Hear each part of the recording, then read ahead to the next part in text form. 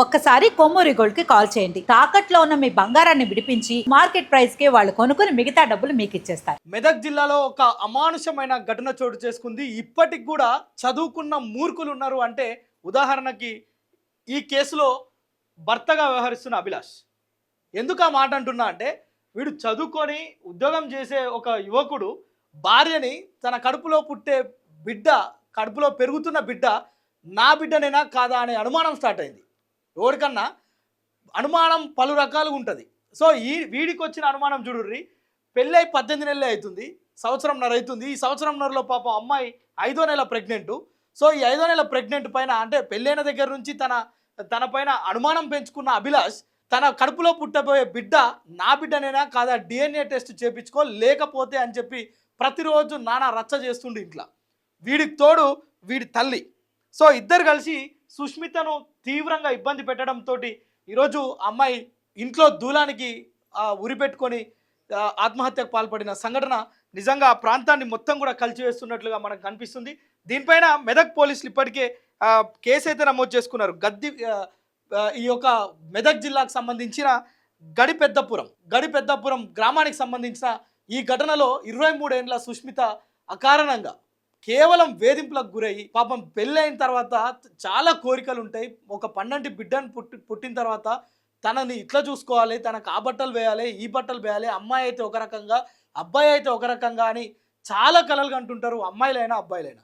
కానీ ఇట్లాంటి దుర్మార్గుడు ఉన్న ఈ లోకంలో ఇలాంటి అమ్మాయిలకు కానీ ఇలాంటి పెళ్లి చేసుకున్న అమ్మాయిలకు అసలు రక్షణ లేకుండా పోతుంది. చాలామంది ఈరోజు సమాజంలో పెళ్ళిళ్ళు చేసుకున్న తర్వాత అది వయసు కారణంగా, వాతావరణ మార్పుల కారణంగా, వాళ్ళు చేసుకునే పెళ్లి ఏజ్ కారణంగా చాలామందికి ఈరోజు పిల్లలు పుడతలేరు.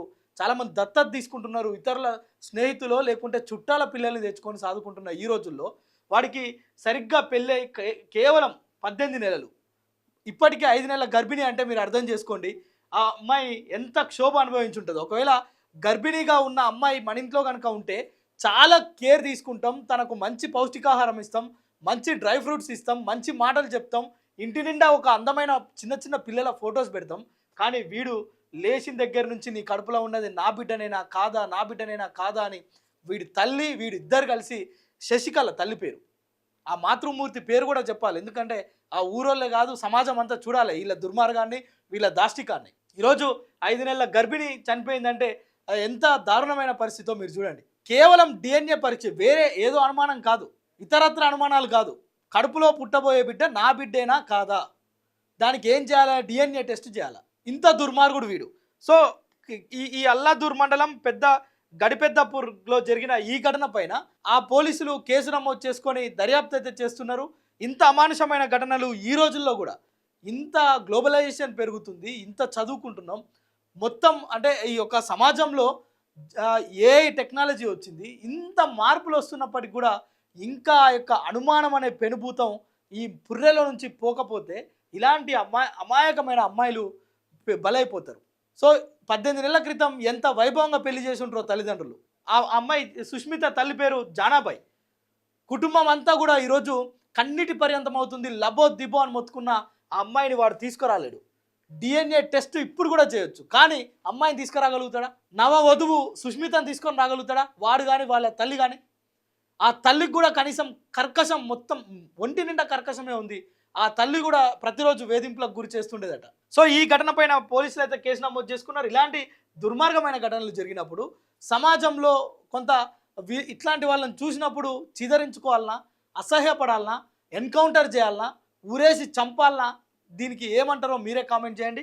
ఈ యొక్క అమానుష ఘటన మెదక్ జిల్లాని ఇప్పుడు కుదిపేస్తుంది. ఇది రాష్ట్ర వ్యాప్తంగా కూడా సంచలనం రేకెత్తిస్తుంది. ఎందుకంటే DNA కోసం ఒక నూతన వధువుని, ఒక గర్భిణిగా ఉన్న 5 నెలల గర్భిణిని హతమార్చిండు అనే చెప్పుకోవాలి. వాస్తవంగా వీడి వేధింపులు తాళలేకనే అమ్మాయి దూలానికి ఊరేసుకొని చనిపోయింది. కానీ చంపింది ఎవరు?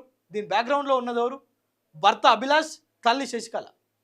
సో వీరిని ఇప్పుడు ప్రస్తుతం పోలీసులు అదుపులోకి తీసుకొని విచారణ చేపడుతున్నారు. దీనికి సంబంధించి పూర్తి వివరాలు కూడా పోలీసులు దర్యాప్తులో ఇంకా ఏమేమి ఉన్నాయి, కేవలం DNA అయినా, ఇంకా ఇంటి పక్కన మీదనో, లేదంటే ఈ పాత ఫ్రెండ్స్ ఎవరైనా ఉండరని అనుమానాలు వ్యక్తం చేసి ఊకే గుచ్చి అడగడం, లేదంటే ఆ అమ్మాయిని శారీరకంగా మానసికంగా హింసించడం, ఇంకా ఏం కారణాలు ఉన్నాయో పోలీసులు మీడియా ముందు ఈరోజు చెప్పే ప్రయత్నం చేస్తారు. అయితే దానికంటే ముందు వీడిని ఏ విధంగా శిక్షిస్తే బాగుంటుందో మీరు కామెంట్ ద్వారా తెలపండి.